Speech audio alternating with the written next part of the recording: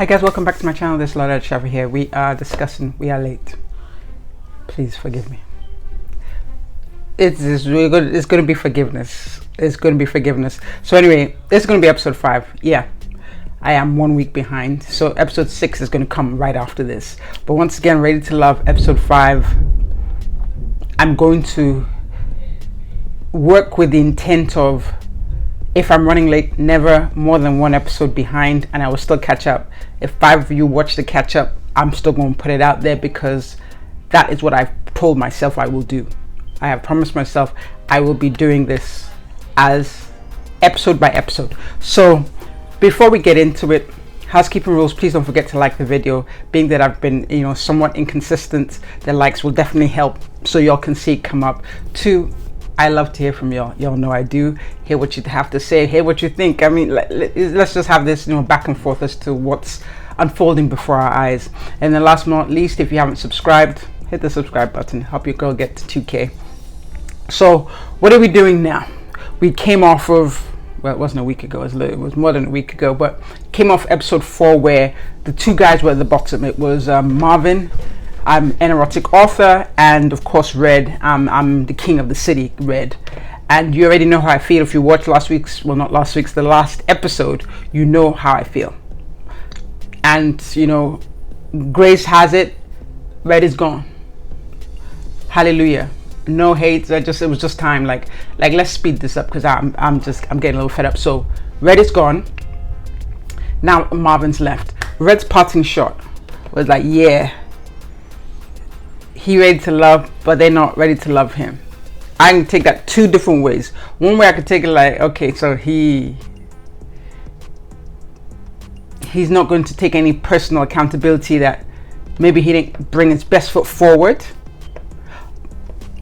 Or I could also take it this way, that what, he probably right. They're not ready to love him, the him that he's presenting. Nobody wants a piece of that, and we wish him well wishes. Red, let's go. All right, so this is Gents Week. So this time, of course, it's time for the men. This is their choice. It's time for them to eliminate. So what are they doing now? Of course, now they've started this season where Uncle Nephew Tommy will give them a theme for the week. So the theme for the week is focus on your non-negotiables. And I thought about that. I sat down after the whole episode finished. I thought to myself, what are my non-negotiables? Thinking okay, I'm not going to tell you, but I actually had to sit down and really sit with it. I'm yeah, because that's true. It's like sometimes we do go through this, and I can't speak for everyone, but sometimes I think we go through this arena, this dating field, battlefield, might I add, and sometimes you do not go back and take stock of what you have. As in, and if I want to use the analogy even further, you don't go back and take stock of what tools you have, what weapons you have, what your weaknesses are, and what you're protected against. And you don't take stock of what's out there to protect yourself from some of those things that you don't want. Because we're in such a role of constant motion, constant go, that even before we jump into it, we don't even ask ourselves that, yeah, the basic things you're looking for, okay, you definitely meet someone, whether you're a man, woman, child, not human, alien, there has to be some kind of attraction, there has to be some kind of physical draw, something about them's interesting. That's the obvious. You're someone who likes someone who's intelligent, they have to speak like they have some sense and string words together. But other than that, behind all of that, because that's step 1, what's step 2? It's have we really taken stock of, okay, this, because of course, if you do go into this go into the dating game with all these things in mind, sometimes it can feel overwhelming. But also what it will do, that is the advantage, it really helps you kind of, where's this at? Swipe left is when you say no, and swipe right if you say yes. So it really helps you just kind of go through the whole thing without getting attached to someone or something that's not your flavor. To put it bluntly, I challenge you guys to think, just really sit down and think of what are my non-negotiables, for real. We'll go through this episode, what they say, which I'm not sure if those are really non-negotiables or just things they could think up with on the fly. But really, for real, the whole reason why we're reviewing this show is really to reflect the light on ourselves.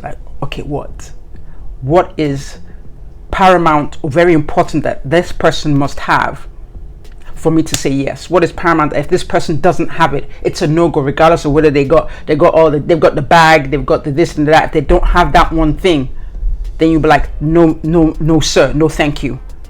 What is that for you? And that's what I challenge y'all to sit down and think of it. And if you feel like, you'll throw in the comments, and I might even respond with some of mine. But yeah, that actually had me like, it really did make me think for like, what is it? Right, so going into, and then of course the regular thing was asking the guys that what do they truly design a relationship. And may I dare say, y'all can chat in the comments and tell me whether you agree or not, but I almost want to say that even though we walk with this, we talk as women, I'm speaking from a woman's point of view, we tend to say that, men don't know what they want, they don't, they're really simple beings, but dare I say that I feel like, as simple as we say men are, I think they're the ones who are most clear on what they want. Like a man will tell you in a meeting, at a seating, in a few dates, he's like, okay, no she's not, yes she is. Whereas women were still kind of just kind of, I feel. Now of course this is not absolute, but I just mean generalized. I really do feel, because that was one of the things he mentioned, what do they truly desire? And I feel men are pretty good at just black white. Is this what I desire? Does she have it? Yes. Boom. Okay, she could be the one. No, she doesn't have it. I can play here, because it's not like he's going to leave. He will play there. And as an example of this play there in this episode that we're going to discuss right now, like even though he don't want it, he's still going to play there. So that's the difference, because some women think if a man is sitting down with you, even he spent a couple $, he's in. It don't mean he's in, I mean he's playing. He's got dispensable income, so he's here to play.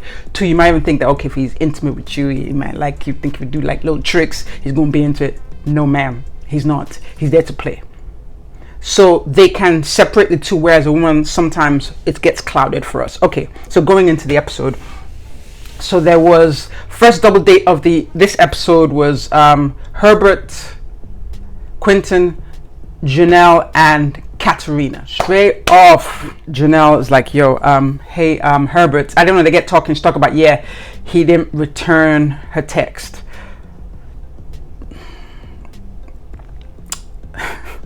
Now, I'm of the understanding that Herbert finds Janelle attractive, interesting, and I'm assuming she's, from what he's saying, how he's carrying himself, that she's one of his top interests. So how is he creating a space for her to doubt his true intentions? All right, so let's talk about this. Herbert is 43. He looked like he's 6-something. There's this meme out there by one of my, and I'm going to slot it in here, where I think his tag is like Ike Master or something. I can't remember. I'm going to put it there so you can see. So what are your hobbies? 6 foot. No, like what do you do for fun? Like what do you do for 6 foot. Oh my God, I feel a connection. I feel like 6 foot. Oh my God, say it again. I just feel like you're meeting my I requirements. know, right? 6 foot. Oh my God, yeah. Say it again. 6 foot. And so the joke of the little reel he did was like, yeah, she's talking about, she's going through her, I don't know if they're her non-negotiables or that. This is the reel where she's like, well, do you do this? Do you do that? And he's like, 6 foot, 6 foot, 6 foot. So I say this to say that, is it that Herbert's height has disabled him from knowing how to court or pursue a woman? Because by all accounts, all intents and purposes, it appears that he's interested in this woman. How is she now having doubts? How is he not returning her messages? How is he not even leading the way for communication? Because you could hit stop now if you don't have to share this view with me. But my view is that, yo, you're the man. Yo, lead the way. If I like what you're doing, I'm going to follow. I know people have a different kind of thinking, but lead the way, particularly when you're dating. At this time, if this is not the first time you see me, if this is the first time you're seeing me, I believe a man should pursue. If this is not the first time, then you guys know how I feel about this. So, yo, lead the way. How is he not leading the way for the pursuit? How is she coming to the table and saying, well, you don't return messages? How serious are you?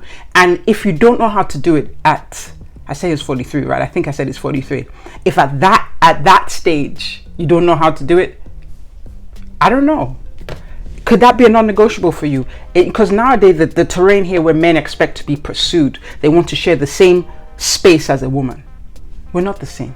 I'm a woman, you're a man. There's a reason why we are different. We are different. We perform different roles, different purposes. We're meant to come together to complement each other, not to be on the same side. That yin and yang theory. There's a yin and there's a yang, whatever you want to call yin and yang. But it's like this, opposite ends. We can't be both on the same end, because then who's on that end? We're meant to be opposite so we can cover each other, 360. Nothing comes in. So already right there, I'm looking at Herbert cross-eyed like, yo, my G, like 6 foot. So the day they're going to the non-negotiables. Herbert's non-negotiable, he wants kids. Hoop-de-hoo, okay, good for you. I'm happy. So you're definitely looking to be serious, but you're not acting serious. Or maybe Janelle's not who you want. I'm not here to judge you. You're here for a show. Maybe you got some product you need to push. You're not necessarily into, I don't know. But if she's guessing and we're guessing, then all right, next, Quentin, my guy. Quentin, we said, is 33. He's 10 years younger than Herbert, but he seems to move with intent, which is kind of buttresses the point I made a couple episodes ago where I said it's not necessarily about the age, but about emotional intelligence. I think I mentioned that.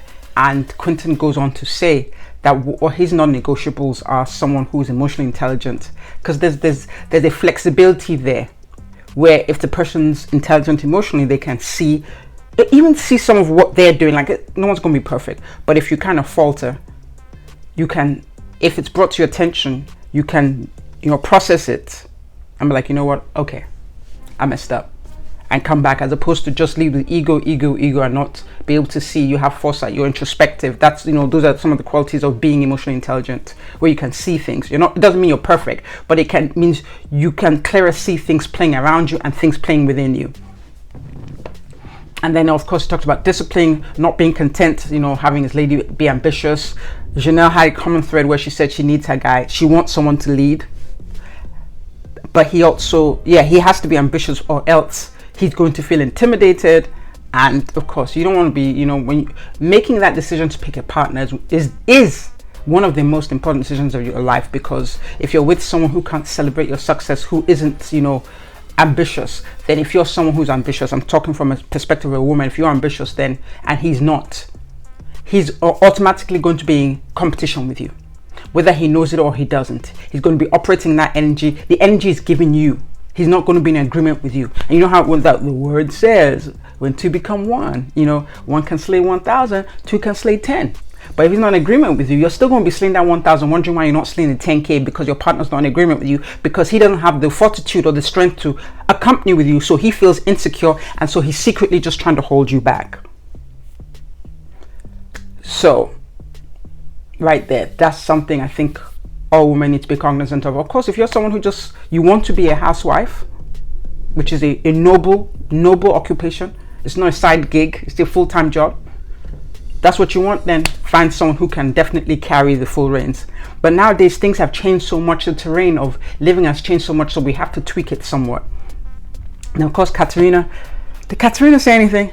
I don't think she said anything. All right, so moving on. I had expressed how Herbert has not assured us, the viewers, or Janelle of his intent, or how serious he is in terms of his, pursuit or lack thereof of Janelle. Quentin, there's no doubt here. There's no doubt, both in how he's operating with her and how he's operating on his one-to-ones, his monologues, and just how he's behaving. He's smitten, and I think it's quite cute. He's smitten.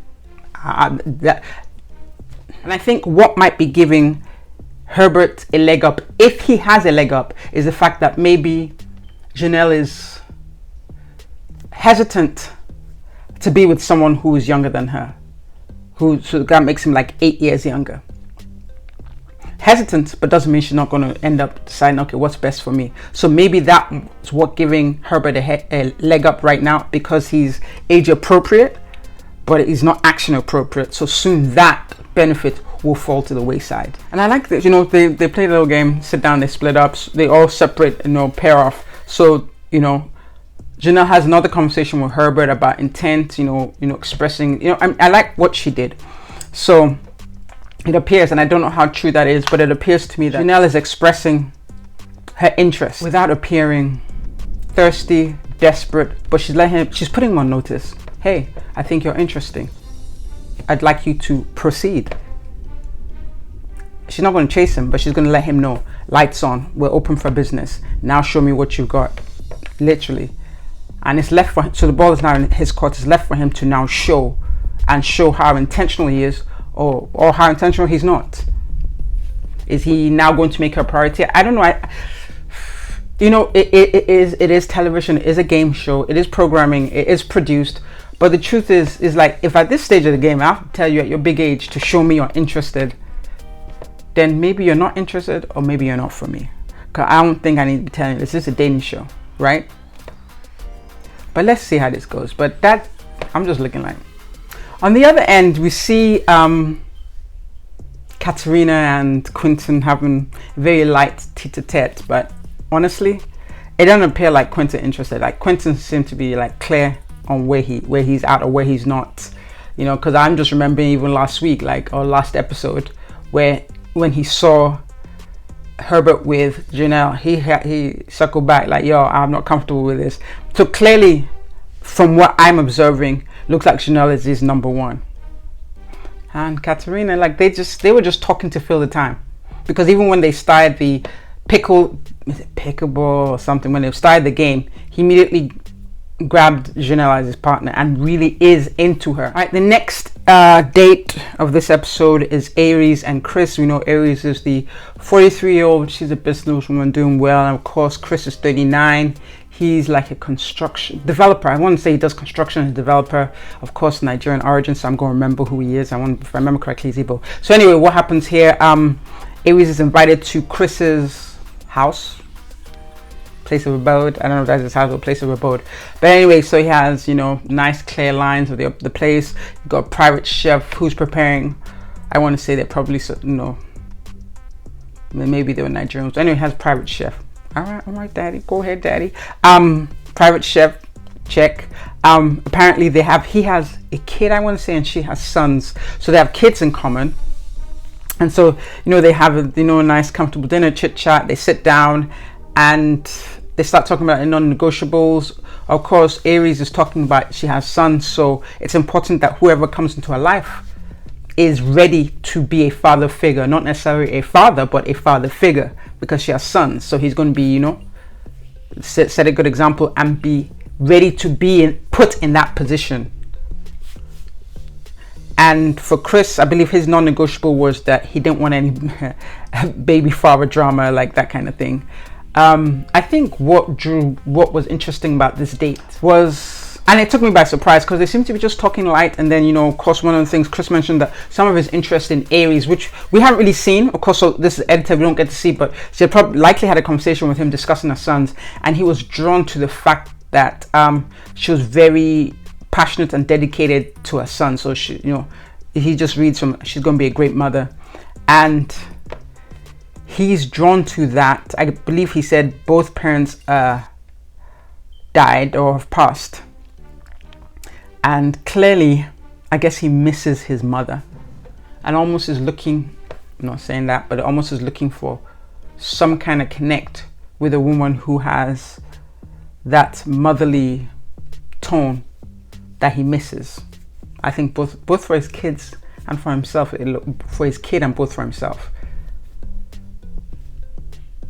So, as he's talking about his mother and about, what he misses, he cracks up and, tears up a little bit. His voice is broken. And that display of emotion to me was, I think, in a man who is strong all the time, is doing all this go, is attractive.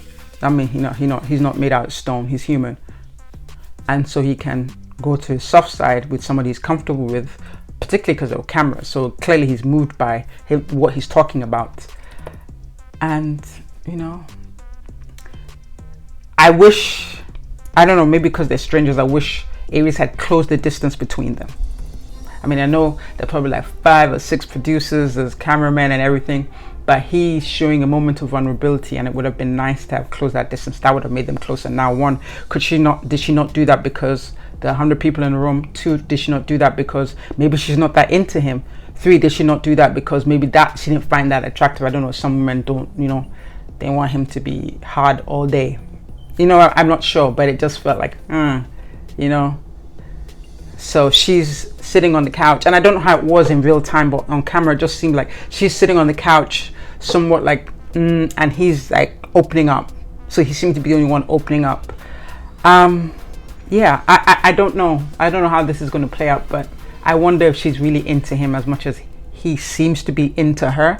I didn't see this coming, only just now, for him to feel comfortable doing that, so I'm not sure. But yeah, that's my takeaway from that. I'd love to see, you know, more of how Chris operates, but let's see. All right, so next date. And if you remember at the top of the episode, I had mentioned that I always say that a man should pursue, because you pursue him, it don't mean that he necessarily interested. He just flattered by the attention you're giving him. And also, a man knows what he wants, and even if he persists in taking up your time, he's doing that to fill the space. It's not because he's confused, and it's not because he necessarily wants you. He hasn't found what he's looking for. This is a case in point. So we have Marvin and Unique going on a date. You know, in the beginning, I think maybe the first or second episode, Marvin had noticed that Unique was blushing, or seemed she was not able to keep his gaze. So she looked down a lot of the time when he was talking with her. So he had figured that she liked him.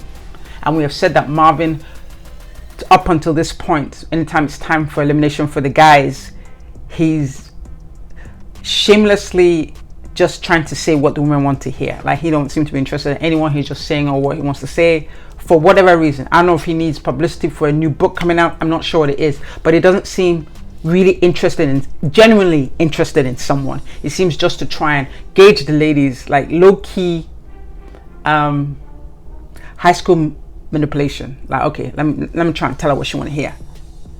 So I don't know if he's here for the right reason. So anyway, so Unique and Marvin, you know, they're on a date.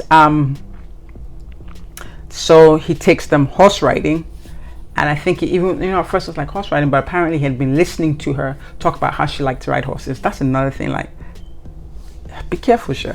I'm just saying be careful, because some people will use what you say against you. So one would assume that, oh, he was listening, because that's what I was thinking. I was like, oh, he was listening to her, and she says she likes to go ride horses, and so he sets up a date about horse riding. Oh, okay, so no. People use your words to manipulate you, but let's keep on so we can get to the end of this story. So you know, they go, you know, they're riding a horse, they sit down, they do the picnic, and then there's one point where he just looking at her like, I don't know, like he feel like he in a book, like in a romance novel, and he give us, I don't know if y'all used to read those romance books when you were younger. Like in my time it was M&B's Mills and Boone, like, you know, that, I don't know how they describe it, like that steely gaze, and he gave her a look like, and she was all hook, line, and sinker, and she leaned in.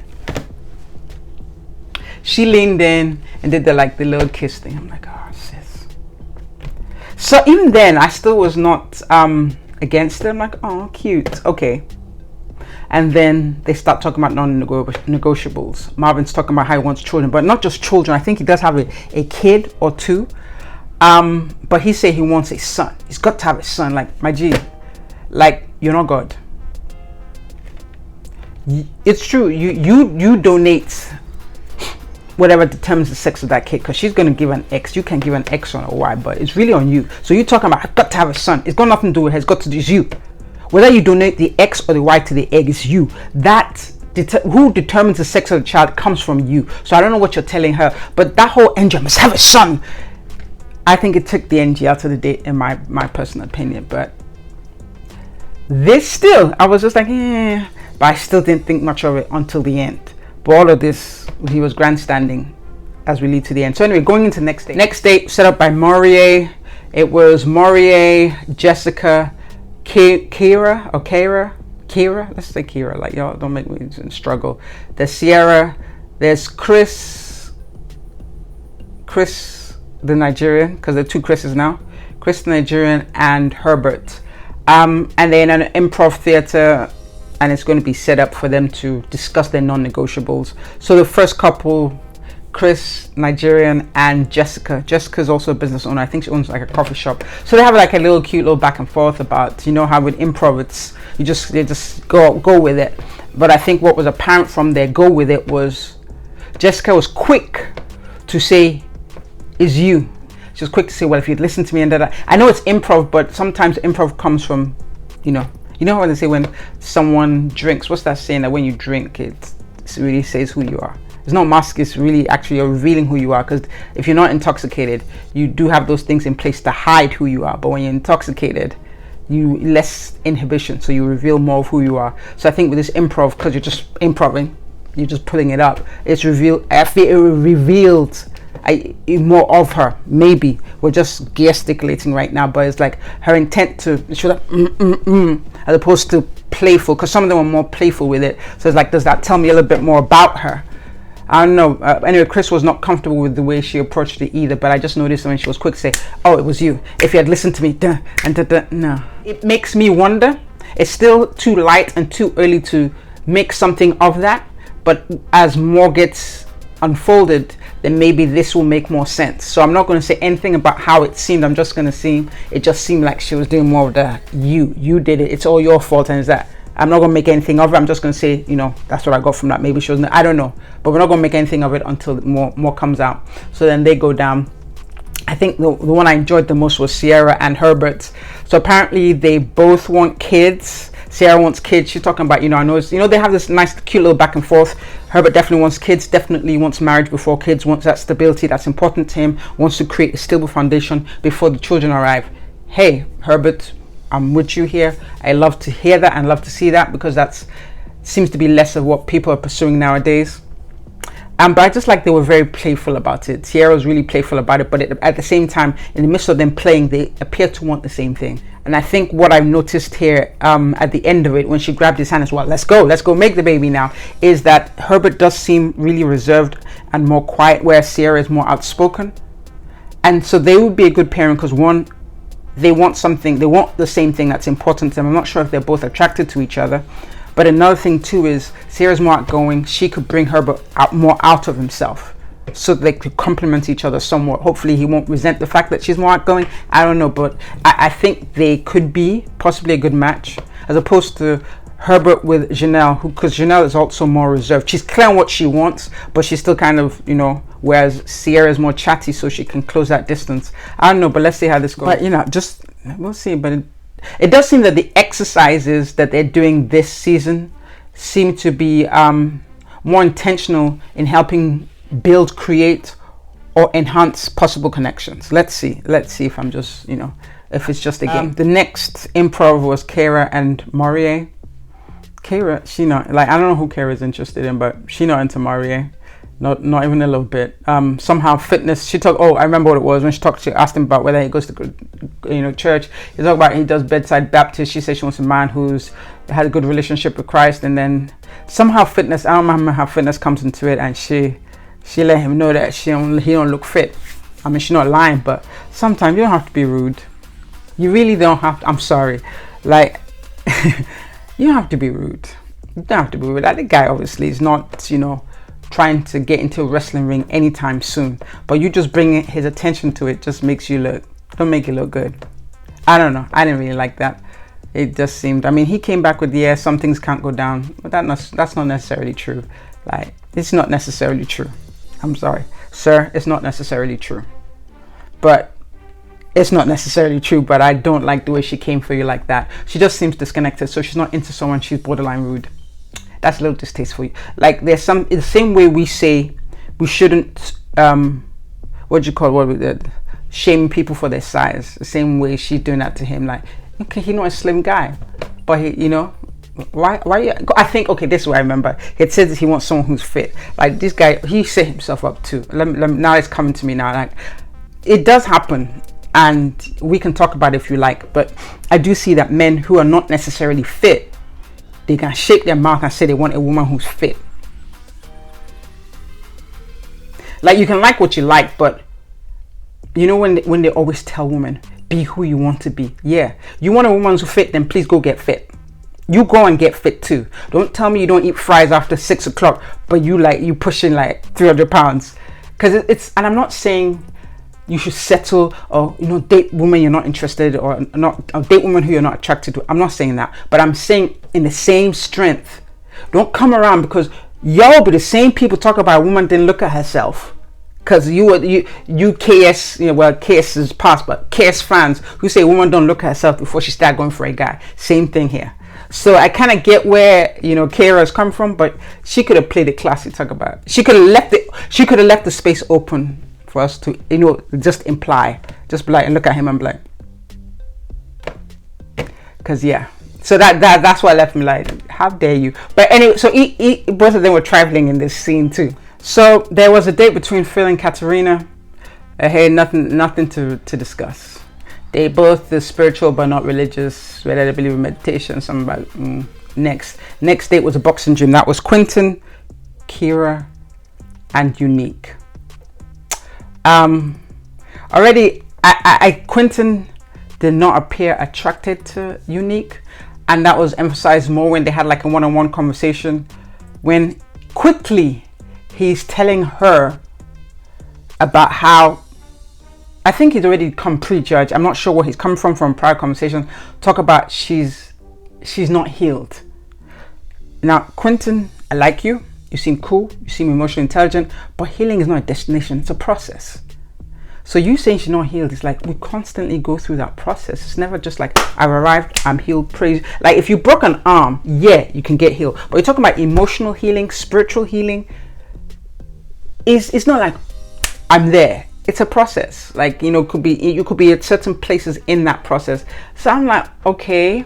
I mean, it did help. Unique said it did help her, realize where she is in her healing process, because she's probably had some toxic relationships.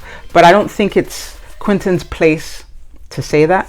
So that's one thing against him for that. I don't know if he felt, I mean, he just seemed to be a nice guy, but yeah, I'm not sure where that was coming from or how that came up. But then again, of course, this is edited, so they might have had quite a lengthy conversation that led to that, but we only got that little bit there. But I'm just like, sir, you're not a therapist. You're not her therapist. You're not her man. You're not her husband. You're not her father. You're not her pastor. Like, where you come off telling a woman that she needs something, she needs to go sit down and heal. I know we say this in jest sometimes, but when you say that to a person, you can really trigger them in the wrong direction.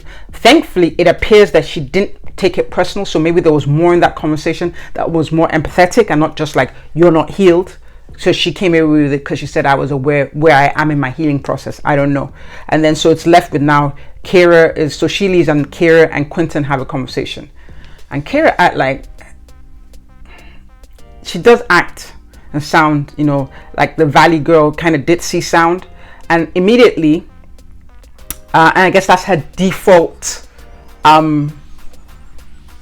persona.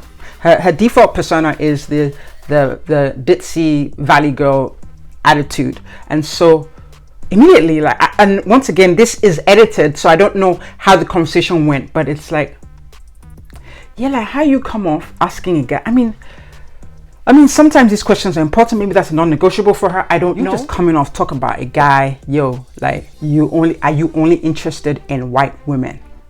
And it was almost her tone, because when he said no, well, you weren't interested in Spanish women, you dated Spanish women before.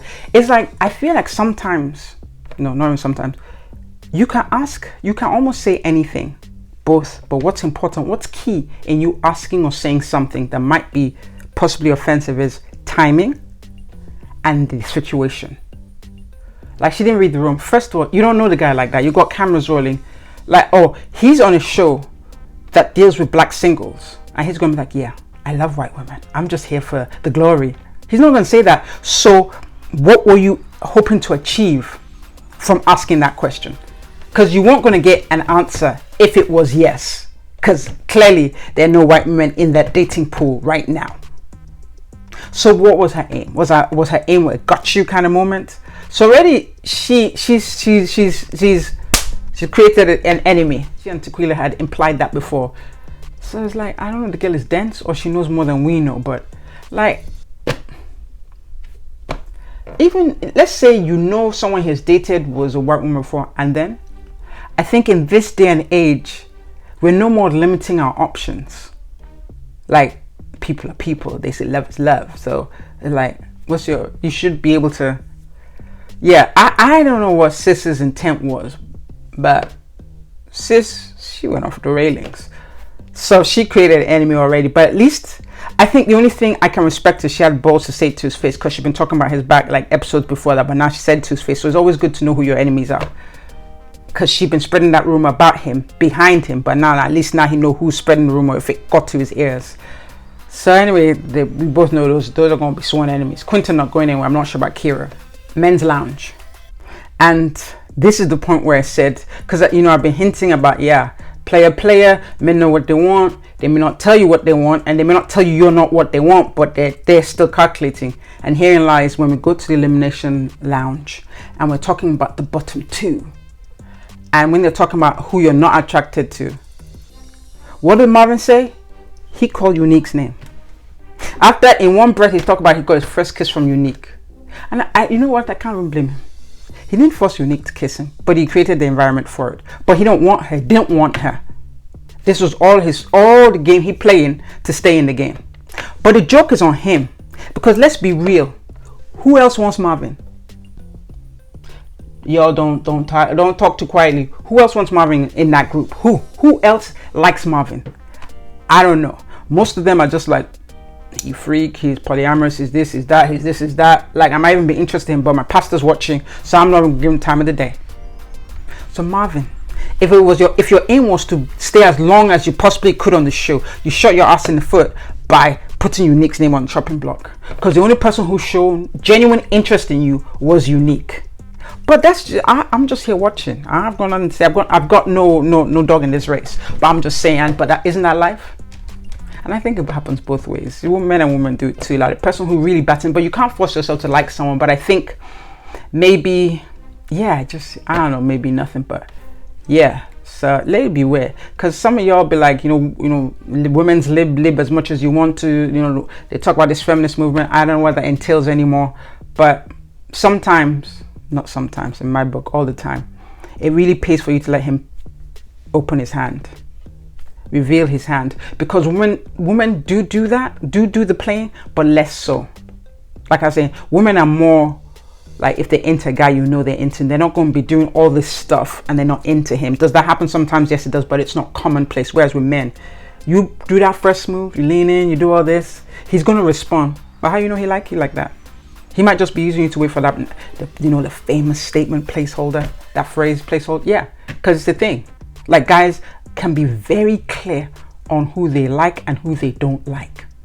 And if you fall into that category of who they don't like, but still express an interest, they may be flattered by that interest you express, but they're not going to say, I don't like you. They're going to play along with you until one day they don't play along. And then you be like, he tricked me. No, he didn't trick you. He just played along until he didn't need to. Anyway, so bottom two, Kara and Unique.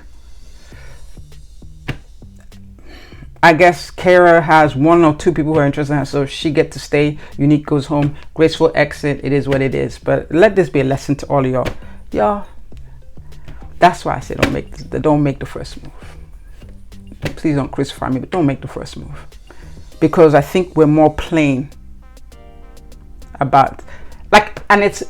please keep in mind, it's not absolute. We are just less able to pretend. If someone expresses an interest in us, if we're not interested, we're most likely clearly say, oh, no, thank you, but thank you. Whereas a man will not, most men may not say no, thank you. They may want to sample the fruit, even though they're not really into that type of fruit. Whereas a woman, if she doesn't like that fruit, she'll be like, no, thank you. I'll just have a glass of water. Meanwhile, the man will say, yeah, I'm hungry, let me eat. Meanwhile, he don't really like it all. So now when the real one he likes, so if you give him banana, he don't really like banana, he'll eat the banana. But if they bring the one he likes, pineapple, he will quickly push that banana out the way and eat the pineapple. And you'll be there confused, like, yo, but I thought you liked banana. No, he didn't say I like banana, you just forced it in his mouth. Crazy analogy as it is. But anyway, guys, looks like we've come to the end of this episode. Please don't forget to like, comment, and subscribe. Lola, over and out.